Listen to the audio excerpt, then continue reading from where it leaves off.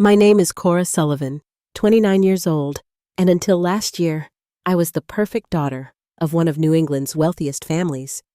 I had everything money could buy, but as it turns out, I was the one being sold. What I thought was parental protection was actually inventory management. I never imagined my Harvard degree would be just another selling point on my price tag. Before I tell you how I escaped what was essentially human trafficking disguised as tradition, drop a comment about where you're watching from and subscribe to hear stories of survival and reclaiming dignity. Growing up as a Sullivan meant growing up in privilege. Our family estate sprawled across 5 acres of manicured gardens and old-growth trees in the most exclusive neighborhood of Boston. My father, James Sullivan, built his real estate empire from a modest inheritance, transforming a small property management company into Sullivan Development Group, a corporation with projects spanning 3 continents. Every birthday and Christmas, he would remind me how lucky I was to be born into such opportunity. "All of this will be part of your legacy someday, Cora," he would say, gesturing around our marble-floored entrance hall. "Everything I do is building a future for you." My mother Diana complemented his business acumen with social brilliance. Elegant, poised, and ruthlessly ambitious, she orchestrated our family's social standing with the precision of a general commanding troops. Her charity galas were legendary, her connections impeccable, and her standards impossibly high. She moved through Boston's elite circles with practiced grace, always ensuring the Sullivan name remained synonymous with excellence. "Appearance is reality in our world," she would tell me while adjusting my posture during piano recitals or charity events. "People respect what they see, so we must always present perfection." I excelled in the path they set before me. Straight A's through private school, perfect scores on standardized tests, and acceptance to Harvard, where I discovered my passion for art history. I graduated summa cum laude, and contrary to my parents' expectations that I would immediately join the family business, I pursued a position at the Boston Museum of Fine Arts. "Art speaks to me in ways real estate never could," I told my father when I accepted the curator assistant position. "I need to follow this path." He frowned, but nodded. "A few years of cultural exposure will make you more well-rounded for business later." That was 4 years ago. I had built a respectable career cataloging and researching Renaissance art, eventually becoming junior curator for European collections. My professional accomplishments earned genuine respect in academic circles, though my parents viewed it as an expensive hobby rather than a career. "Your little museum job is charming," my mother would say during our mandatory Sunday dinners. "But surely you're not planning to waste your potential organizing old paintings forever." Those dinners became increasingly uncomfortable as I approached 30. What started as subtle hints about settling down evolved into pointed questions about meeting suitable bachelors from acceptable families. My parents maintained detailed mental dossiers on every eligible man in our social circle, complete with net worth assessments and family connections. Throughout my childhood, I had mistaken their controlling nature for protection. When they vetted my friends, monitored my activities, and managed my schedule, I believed it was love. The tracking app on my phone that continued through college seemed normal. The family financial advisor who managed my trust fund was just good planning. The constant questions about my whereabouts were just parental concern. Andy Jefferson, my colleague and closest friend at the museum, was the first to question these dynamics. "Don't you think it's weird that your dad called the museum director when you missed Sunday dinner for the exhibition installation?" he asked one day over coffee in the museum cafe. "You're nearly 30, not 15. "They're just traditional," I defended, though the question lingered uncomfortably. "Family is everything to them." Andy shook his head. "There's traditional, and then there's whatever that is." My childhood memories were filled with conditional love. Perfect grades earned weekend writing lessons. Disappointing performance at piano recitals meant summer programs focused on improvement rather than vacations with friends. Even my 8th birthday party was transformed into a networking event where I was instructed to impress the daughter of a potential business partner with perfect manners. As an adult, I maintained the facade of independence. I had my own apartment in Cambridge, though my parents had helped secure it and held co-signing authority. I earned my own salary, but my substantial trust fund came with oversight and conditions. I made my own friends, though my parents invariably researched their backgrounds and families. The disagreements about my career choice were just the beginning. When I dated Thomas, a brilliant museum conservator with minimal family wealth, my parents orchestrated a job offer for him in California. He accepted, our relationship ended, and only years later did I discover my father's interference. Family dinners increasingly centered around business discussions, where I was expected to contribute ideas, but not diverge from my father's vision. Then came the introduction of Maxwell Grant. Maxwell's developing those new luxury towers in Singapore, my father mentioned during a fall dinner. He's a genius with international capital. I nodded politely, unaware that this 60-second introduction would derail my entire life. 6 months after first hearing Maxwell Grant's name, I found myself seated across from him at our family's formal dining table. My parents had insisted on a special dinner, and now I understood why. Maxwell Grant was joining us apparently as the guest of honor. At 48, Maxwell was what gossip columns called distinguished, rather than handsome. Silver streaked his dark hair, and his tailored suit covered a physique maintained by expensive personal trainers. His eyes calculated everything they saw, including me. "Cora, I've heard so much about your work with Renaissance masters," he said, smiling with perfect veneers. "Your father tells me you've become quite the expert." I focus primarily on early 16th century Venetian works. I responded professionally, though something about his attention made me uncomfortable. My father beamed. "Maxwell has an impressive private collection. Perhaps he could show it to you sometime." "I'd be delighted," Maxwell replied, his gaze lingering on me rather than my father. "A private tour could be arranged." Throughout dinner, my parents were unusually accommodating, serving my favorite dishes and repeatedly mentioning Maxwell's accomplishments as if reading from his resume. "Maxwell just acquired that struggling hotel chain and turned it around in 6 months," my father announced while serving wine that cost more than my weekly salary. "And his philanthropy is remarkable," my mother added. "The children's hospital wing he funded is saving lives every day." Maxwell accepted the praise with practiced humility. "Success is meaningless without giving back, and without the right partner to share it with." His eyes found mine again, and suddenly the subtext became clear.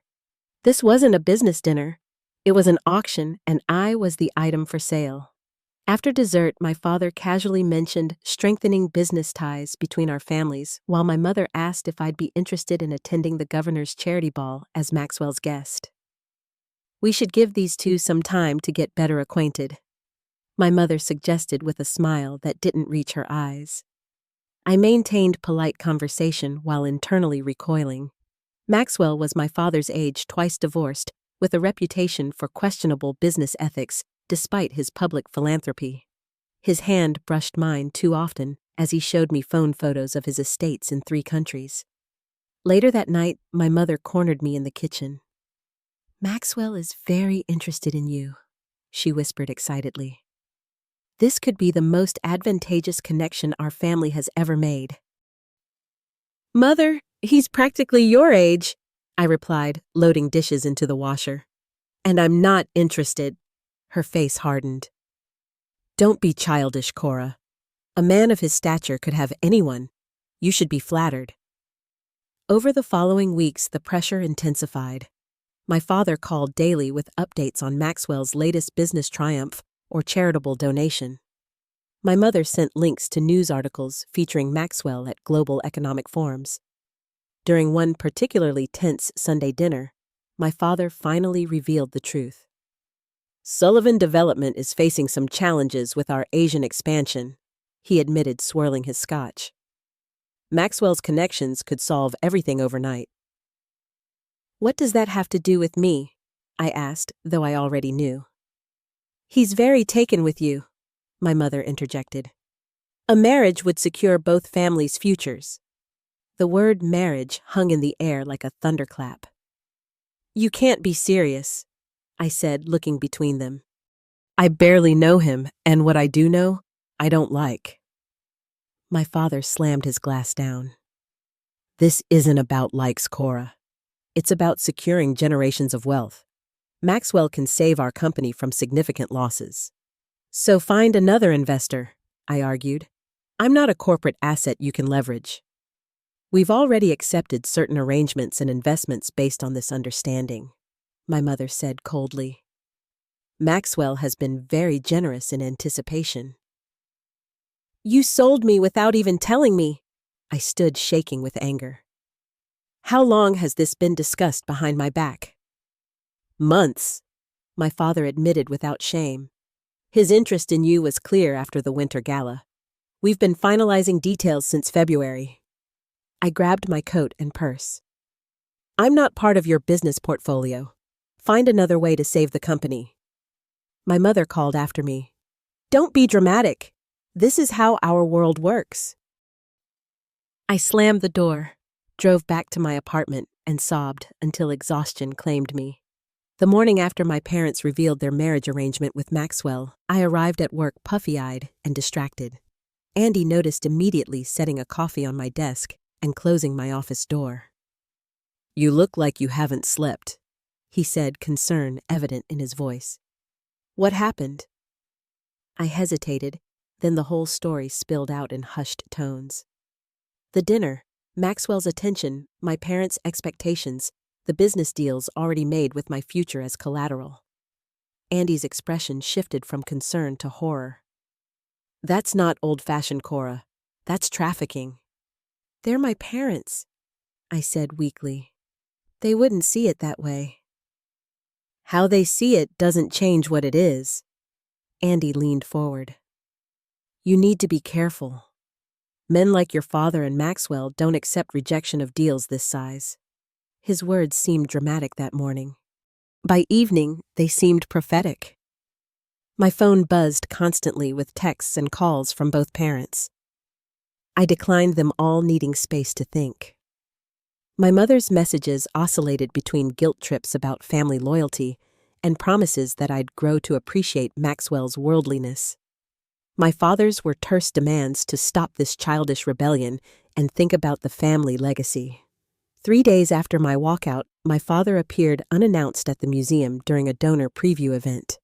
I was guiding a group through our new acquisition when I spotted him by the entrance, his expression thunderous. Excuse me one moment, I told the group, hurrying to intercept him before he could make a scene. What are you doing here? I whispered when I reached him. You've ignored our calls for days, he replied, voice caring enough that nearby patrons turned to look. This embarrassing tantrum ends now.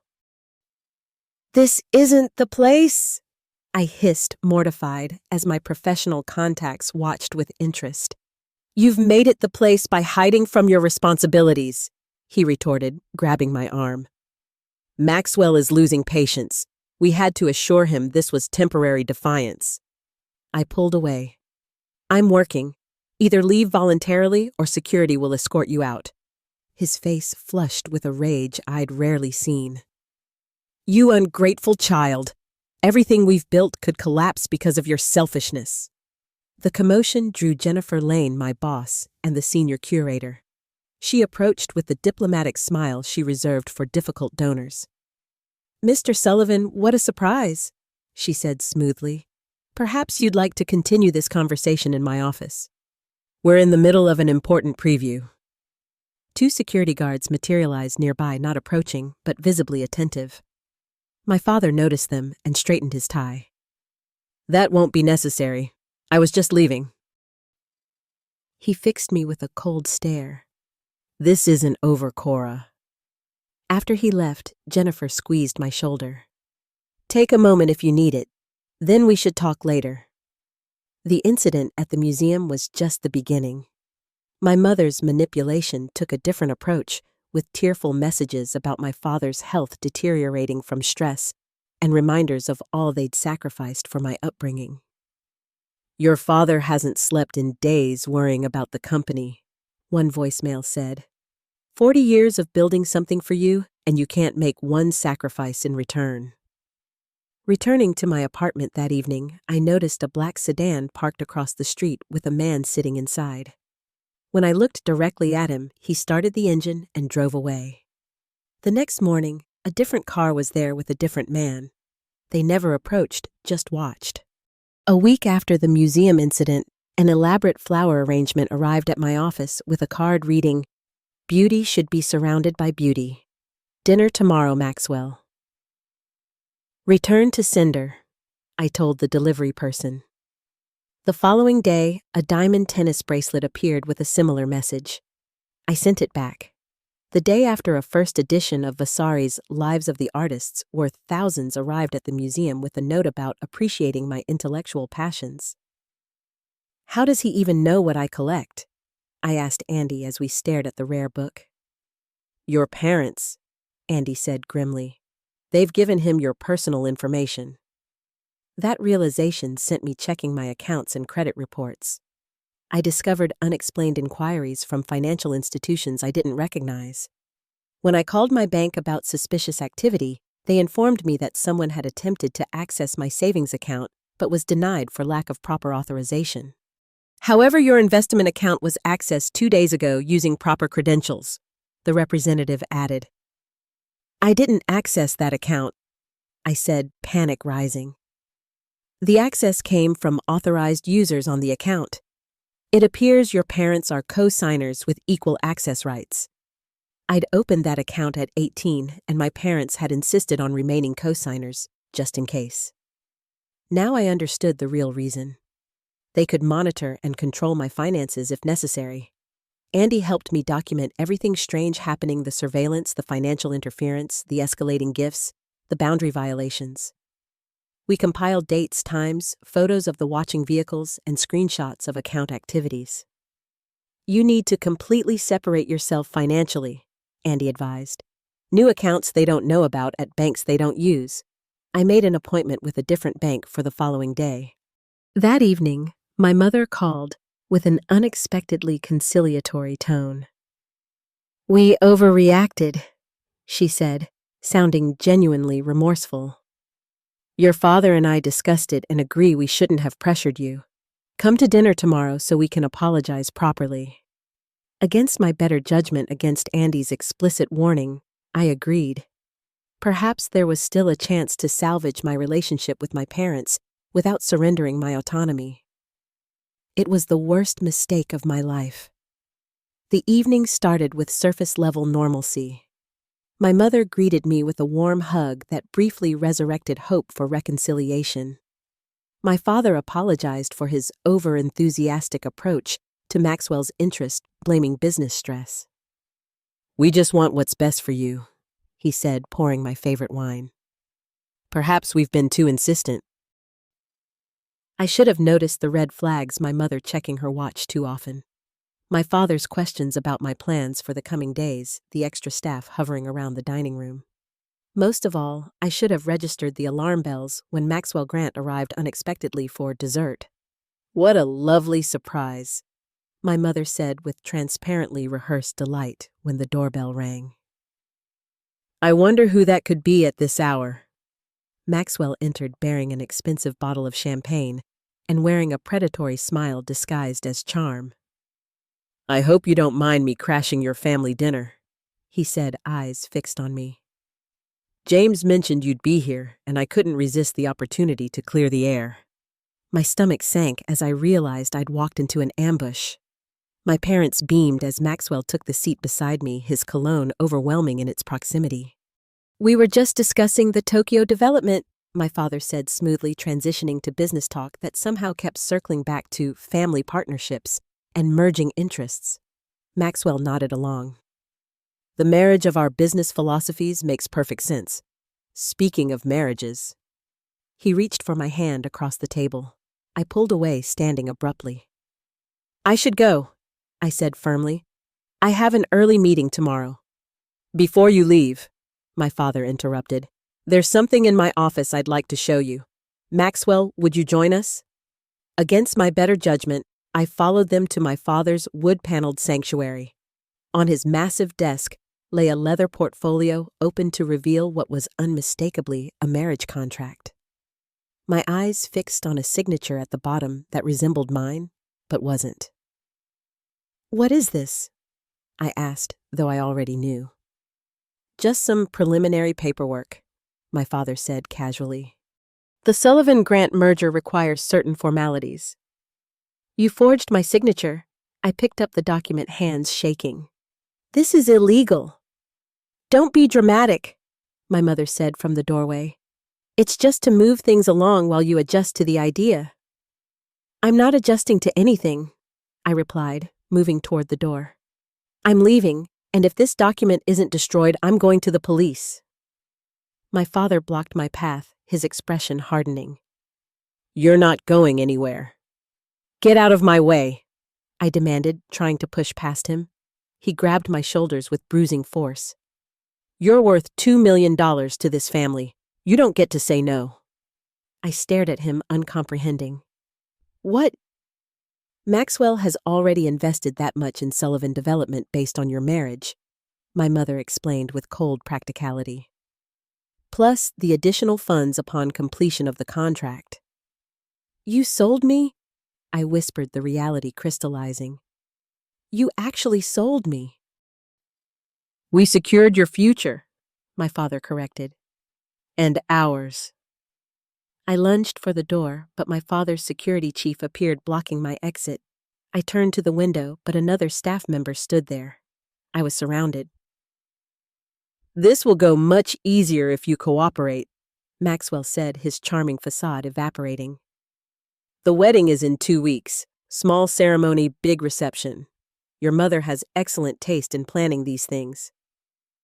"I need water," I said, my throat constricting with panic.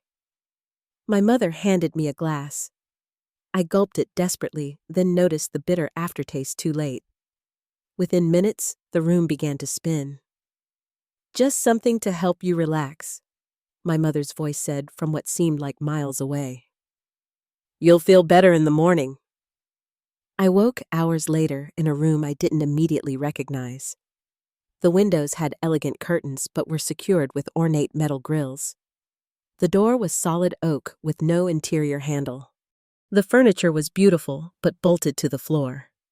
With horrifying clarity, I realized I was in our mansion's renovated basement guest suite, now repurposed as a prison cell.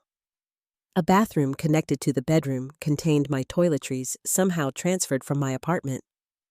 The closet held a selection of my clothes. On the nightstand sat a framed photo of Maxwell and me, digitally manipulated to show us smiling together at an event we never attended. I screamed and pounded on the door until my hands bruised. No one came. Hours later, my mother arrived with breakfast and wedding magazines. "You always make things so difficult," she sighed, setting down the tray. "Your dramatics don't change anything." "This is kidnapping," I said through clenched teeth. "It's a criminal offense." "It's family intervention," she corrected. "You're having a breakdown. We've informed your work that you're taking medical leave for stress and exhaustion." "They won't believe that," I countered. "My colleagues know me."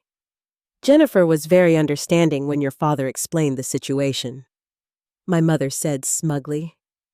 "Apparently, you've been showing signs of strain for weeks. She suggested a mental health specialist, which we've already arranged to visit once you've settled down." I launched myself at the door as she left, managing only to glimpse armed security in the hallway before it closed again. Over the next few days, the routine became clear. My mother brought meals and wedding preparations 3 times daily. My father visited each evening to discuss the terms of my new life. Maxwell appeared every other day, bringing gifts and speaking about our future home, as if I had any choice in the matter. During one of these visits, I discovered my passport missing from my purse. "Just a precaution," Maxwell explained when I confronted him. "International travel isn't advisable in your state." My phone was confiscated with supervised calls allowed only to prevent suspicion. I was forced to text Andy that I was taking time off to think about some family matters, while my mother watched every word I typed. My father explained their business arrangement in excruciating detail. Sullivan Development was leveraging Maxwell's Asian connections for a series of luxury developments. The initial $2 million was merely a deposit on a much larger investment contingent upon our marriage. Without it, the company faced potential bankruptcy from overextended projects in volatile markets. "We raised you for this kind of advantageous match," my mother said during one of her visits. "Your education, your cultural refinement, your social connections, all investments preparing you for this role." "As a commodity," I spat back. "As a Sullivan," she corrected. "Family above all." The basement suite contained small surveillance cameras in every corner. My father made a point of showing me the monitoring system on his tablet. "Don't bother trying anything," he warned. "You're watched 24/7. What he didn't know was that I recognized several cameras as non-functional decorative models similar to those in our retail properties. They were meant to intimidate rather than record.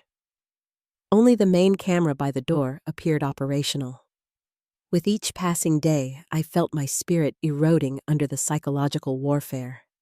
The wedding preparations continued relentlessly around me. Designers brought fabric swatches and dress options to my prison. Caterers discussed menu options while I sat in numb silence. My mother carried on one-sided conversations about floral arrangements and seating charts. Somewhere in my 7th day of captivity, I heard my father and Maxwell in the hallway discussing my management after the wedding. "She'll calm down once it's finalized," my father assured him. "Cora has always been stubborn initially, but practical in the end." "I have ways of ensuring compliance," Maxwell replied. "Once she's installed in Singapore, distance will provide perspective." That night, I cried until no more tears would come, then stared at the ceiling in total despair. My parents had sold me. My freedom was ending. My future belonged to a man who saw me as an acquisition. Then I remembered something from my childhood, something about this very basement. During the week of my captivity, I noticed my colleague Jennifer had called the house twice, according to conversations I overheard. Andy had apparently been showing up at my apartment daily, eventually contacting my parents when I failed to respond to texts or calls. "Your friend Andy is becoming a nuisance," my father mentioned during one evening visit. "We may need to address that situation if he continues." The implied threat sent ice through my veins. "Leave him out of this. He has nothing to do with family matters." "Everything connected to you is family business," my father replied. Meanwhile, wedding preparations accelerated. My parents had scheduled the ceremony for just 2 weeks after my captivity began. The wedding would take place at our family estate, with only carefully selected guests in attendance.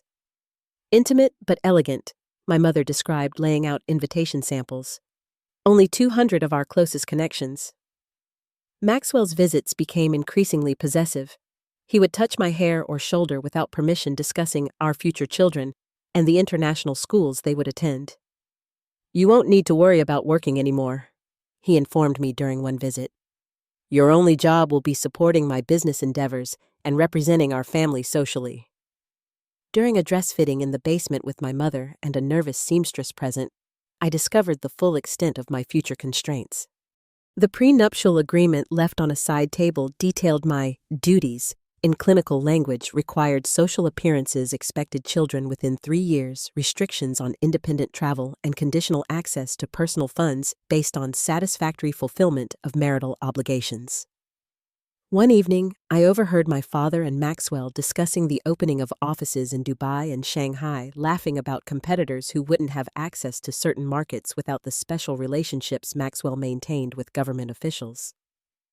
"The marriage announcement has already opened doors," Maxwell said. "My contacts in Singapore are impressed by the Sullivan connection." "Worth every penny of the investment," my father agreed. "And Cora will come around. She's always been adaptable." After they left, I collapsed in total despair. Hours of sobbing left me empty, hollowed out. I lay on the floor, staring at the ornate ceiling medallion above me. Then I remembered something from my childhood. Something important about this basement. When I was around 10, playing hide and seek with cousins during a family gathering, I had discovered a servant's passage behind a panel near the wine cellar. The passage, a relic from the house's 1920s construction, led from the basement to the garden shed. The adults had scolded me for going into the dangerous old tunnel and made me promise never to use it again. I sat up, heart racing. Could that passage still exist? The basement had been renovated multiple times since then, but old houses kept their secrets. During my childhood, the panel had been disguised as part of the wine rack. The current basement configuration included a kitchenette where approximately the same wall would be. With renewed purpose, I began methodically examining every inch of the kitchenette area, careful to stay out of view of the functioning camera. I tapped walls, checked for hollow sounds, and gently pulled at fixtures. Nothing. Desperate, I lay on the floor to check underneath the cabinetry. There behind the baseboard of the small island, I noticed a seam that didn't match the others. I pressed different sections until I felt a slight give. With a nearly inaudible click, a small section of baseboard recessed and slid aside, revealing a narrow opening. Hope surged through me for the first time in days. The passage still existed, though the entrance had been modified during renovations. But the opening was tiny, I would barely fit, and any attempt would be noisy and obvious to anyone watching the camera. I needed a different approach. I needed to make my captors believe I had surrendered. The next morning, when my mother brought breakfast, I greeted her with resignation rather than defiance. "I've been thinking about everything," I said quietly. "Fighting this is exhausting." She looked suspicious, but hopeful. "Does this mean you're ready to be reasonable?" "I want to discuss some conditions," I replied. "If this is happening either way, I should have some input." Over the next few days, I performed the greatest acting role of my life. I requested specific foods, claiming anxiety affected my appetite. I discussed wedding details, offering opinions on flowers and music. I asked questions about Singapore, where Maxwell intended to install me after the wedding. My parents were visibly relieved by my apparent surrender. Security became more relaxed. My father's evening visits shortened as he focused on business preparations. My mother spent less time monitoring me and more time coordinating the rapidly approaching event. Maxwell brought an enormous diamond ring, placing it on my finger, while I forced myself to smile. "It suits you," he said, kissing my cheek as I suppressed a shudder. "Thank you," I replied, the words like acid on my tongue. "It's beautiful." While playing the compliant bride-to-be, I carefully observed the guard rotations and my parents' schedules. Security was heaviest during the day, but reduced to a single guard at night. My father reviewed the camera footage each morning, but not during the night. The household staff retired by 11, with only security remaining active. 2 days before the wedding, Andy's persistent attempts to contact me finally resulted in my parents allowing a supervised phone call to reassure your friend that you're fine, with my mother listening to every word I spoke carefully. "I'm taking some time with family, Andy. Everything is fine. I've been really stressed lately and needed space." "Cora, this doesn't sound like you," he replied, concern evident. "Are you sure you're okay?" "Absolutely," I said brightly, "just focusing on family matters right now." "Actually, I've been thinking about that Venetian restoration project, the one with the hidden detail we discovered last month. Remember how it changed everything once we saw what was concealed beneath the surface?" "The Bellini piece?" he asked, confusion in his voice. "Yes, the one with the secret tunnel in the background," I emphasized. "Anyway, I should go. Family dinner tonight. Tell Jennifer I'll be back soon." After hanging up, my mother looked puzzled. "What was that art nonsense about?" I shrugged. "Just museum talk. Andy knows I'm still thinking about work even during my break." What my mother didn't know was that there was no Venetian restoration with a hidden tunnel. Andy and I had never discovered any such thing. It was a coded message I prayed he would understand. The wedding rehearsal dinner was scheduled for the following evening with the ceremony the next day. As the preparations reached fever pitch, I requested my favorite meal for dinner, my last dinner, as a Sullivan before becoming a Grant. I explained with a forced smile. My parents exchanged pleased glances, believing they had won. Of course, darling, my mother agreed. Anything specific? The lobster risotto you made for my college graduation, I requested. And maybe some champagne. I think I'm finally ready to celebrate this new chapter. That night, they toasted my maturity and embracing destiny. I sipped champagne and smiled until my face hurt, counting the hours until everyone would be asleep. At midnight, with the house finally quiet, I began my escape. The night before my wedding to Maxwell, I waited until the house fell completely silent. The grandfather clock in the hallway above chimed midnight, its resonance faintly reaching my basement prison. I listened for any movement from the lone security guard stationed outside my door, hearing only occasional page turns from what I assumed was a book or magazine. I'd prepared carefully all day, gathering supplies without raising suspicion. I'd requested extra napkins with dinner hiding several in my clothing. I'd complained about a headache securing both aspirin and a glass of water, which I preserved rather than drank.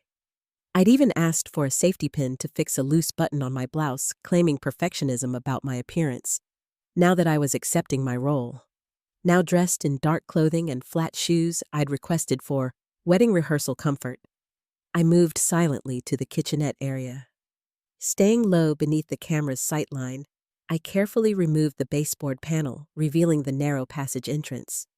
The opening was smaller than I remembered from childhood, barely 18 inches square. I would need to squeeze through on my stomach. The napkins came in handy to muffle any sounds as I cleared cobwebs and debris from the entrance. I poured the water around the opening's edge to reduce friction and used the aspirin to treat the headache I would surely develop from stress. Taking a deep breath, I began working my way into the passage head first, moving centimeter by centimeter to avoid making noise. The passage was pitch black and choked with decades of dust and cobwebs. Each movement forward coated me with grime, and each breath threatened to trigger a sneeze that would alert the guard. I used one of the napkins as a makeshift mask, breathing through the fabric to filter the worst of the dust. The tunnel felt endless in the darkness. My shoulders scraped against the narrow walls, and several times I had to stop and calm my racing heart when panic threatened to overwhelm me. I kept moving forward by sheer determination, thinking of Andy, of freedom, of escaping the future that had been sold without my consent. After what felt like hours, but was likely 20 minutes, the passage widened slightly. I could now move on hands and knees rather than slithering on my stomach. The air quality improved marginally, suggesting I was nearing an exit. Eventually, my outstretched hands touched wooden boards rather than stone. I had reached the garden shed. Feeling around in the darkness, I located what seemed to be the interior release mechanism, a simple latch that had somehow survived decades without use. With trembling fingers, I worked it free. The wooden panel swung outward with a groan that sounded deafening in the silent night. I froze, listening for any reaction from the house, but heard nothing. Rain pounded the shed roof, providing natural cover for any noise I might make. I crawled out into the garden shed, which was now used to store landscaping equipment. The main door was padlocked from the outside, but the small window had a simple latch. I climbed onto a wheelbarrow to reach it, eased the window open, and squeezed through the narrow opening. The cold rain hit me like a shock as I tumbled onto the muddy ground outside. For a moment, I simply lay there, feeling the rain wash away some of the tunnel's grime and relishing the first fresh air I'd breathed in a week. The estate grounds were vast, with the main gate nearly half a mile from the house. Security cameras monitored the formal driveway, but I knew the property intimately from childhood. I kept to the shadows of the old oak trees lining the perimeter, using the storm as cover, my dark clothing blending with the night. The rain plastered my hair to my face and turned the ground to mud that sucked at my shoes. Twice I fell, covering myself in more muck, but the filth was the least of my concerns. Freedom beckoned beyond the stone wall, marking our property line. An old groundskeeper's gate, rarely used and hidden behind thick rhododendron bushes, offered my best chance. The lock was rusted but yielded to the safety pin I'd requested earlier, proving useful beyond my initial plan. Once outside the property, I ran along the shoulder of the road, staying in the tree line, aware that my absence might be discovered at any moment. The nearest neighbor was a quarter-mile away, but they were close friends with my parents. The nearest public road was almost a mile distant. Headlights appeared in the distance. I pressed myself against a tree trunk, unsure if it was security searching for me or simply a passing motorist. The vehicle slowed as it approached an older model sedan, driven by a middle-aged woman. I made a split-second decision and stumbled into the road, waving frantically. The car stopped, window rolling down a cautious few inches. "Are you hurt?" the woman asked, eyeing my bedraggled state with concern. "Please," I gasped, rain streaming down my face. "I need to get to the police station in town. My name is Cora Sullivan. I've been held captive and I've just escaped." She hesitated only briefly before unlocking the passenger door. "Get in quickly." As we drove toward town, I explained my situation in halting sentences between chattering teeth. The woman, Marie Daniels, a night shift nurse heading home from work, listened without interruption, her expression growing increasingly troubled. "My father is James Sullivan," I finished. "He's very powerful locally. I need to get to the state police, not the local department." Marie nodded grimly. "The closest state police barracks is 20 minutes from here. My brother-in-law works there. I'll take you directly." At the state police barracks, the desk sergeant initially regarded me with skepticism. My wild appearance and claims about a prominent local family raised obvious red flags. "Ms. Sullivan, these are very serious allegations," he said after taking my initial statement. "Do you have any evidence of these claims?" "Check my medical condition," I replied. "I was drugged repeatedly. It should still show in my system, and I have bruises from being restrained." The sergeant arranged for a female officer to photograph the bruises on my arms and shoulders. They contacted the local hospital to arrange for blood testing. While waiting, I borrowed the station phone to call Andy. "Cora," he answered on the first ring, voice thick with sleep. "Do you know what time it is?" "I escaped," I said simply. "I'm at the state police barracks on Route 16. There was a brief silence, then, "I'm on my way. Don't say anything else without me there." Within an hour, both Andy and Jennifer had arrived at the station. Jennifer brought clean clothes and a protective fierceness I'd never seen from my usually composed boss. "I knew something was wrong when your personal leave story came from your father instead of you," she said, hugging me tightly. "The museum has excellent lawyers who will help with whatever you need." The blood tests confirmed sedatives in my system. My phone recovered from my apartment by Andy contained documented evidence of the strange surveillance and harassment leading up to my captivity.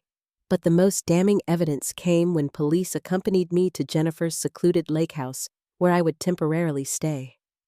While there, I checked my email to discover Maxwell had sent multiple messages to my work account, unaware I couldn't access them during my captivity. The emails discussed our agreement and contained attachments, including copies of the forged marriage contract and financial transfers to my father's business accounts, explicitly tied to the marriage arrangement. The local district attorney initially hesitated to pursue charges against the powerful Sullivan family. But when Jennifer connected me with Katrina Lawson, a journalist friend who specialized in exposing corruption, the case gained unstoppable momentum. "This isn't just a family dispute," Katrina explained during our first meeting. "This is human trafficking, fraud, kidnapping, and financial crimes. And Maxwell Grant has a history of similar arrangements in Asian countries where young women's families were compensated for marriages." I recorded a detailed account of everything that had happened, providing dates, locations, names, and as much documentation as we could gather. Andy recovered a copy of the forged contract from Maxwell's office computer through a contact in their IT department. As the investigation deepened, other women came forward with similar stories about Maxwell, though none involving the extreme measures my parents had taken. Two former assistants described coerced relationships where professional advancement was contingent on personal compliance. When the story broke across national outlets, the response was seismic. Business partners distanced themselves from both Sullivan Development and Grant Enterprises. The governor returned campaign contributions. Banks froze pending deals. My parents and Maxwell were arrested on multiple charges, including kidnapping, unlawful detention fraud, and conspiracy. Their expensive legal teams managed to secure bail, but the damage to their reputations and businesses was irreversible. During the months of legal proceedings that followed, I rebuilt my life piece by piece. I opened new bank accounts at institutions where my family had no connections. I secured new identification documents and moved into a small apartment in a secure building across town. I continued my work at the museum with Jennifer's unwavering support. The hardest part was processing the psychological trauma. Weekly therapy sessions helped me understand that my parents' controlling behavior throughout my life had been grooming me for eventual exploitation. The conditional love, the monitoring, the isolation from independent connections, all prepared me to accept authority without question. "You were raised to be valuable, not valued," my therapist explained. "The distinction is crucial to understanding your parents' actions." I joined a support group for survivors of family abuse, finding solace in shared experiences and recovery strategies. The stories varied in details but shared common threads of control, manipulation, and conditional affection disguised as protection. 6 months after my escape, Jennifer offered me a position at the museum's new international branch in Chicago, far from Boston and the shadows of my past. I accepted, immediately grateful for the fresh start and the opportunity to advance my career on my own terms. My parents continued to fight the charges, claiming they were acting in my best interests during a mental health crisis. Their attorneys argued that parents had the right to intervene when adult children made self-destructive choices. The judge disagreed, citing the overwhelming evidence of coercion and financial motivation. 1 year after my escape, justice finally arrived. My parents and Maxwell were convicted on multiple counts. The sentences weren't as severe as I'd hoped. Wealth and connections still provided advantages in the justice system, but they were significant enough to send a message. More meaningful than their legal punishment was my personal liberation. I established the Sullivan Freedom Foundation to assist others escaping coercive family situations, particularly those involving forced marriages.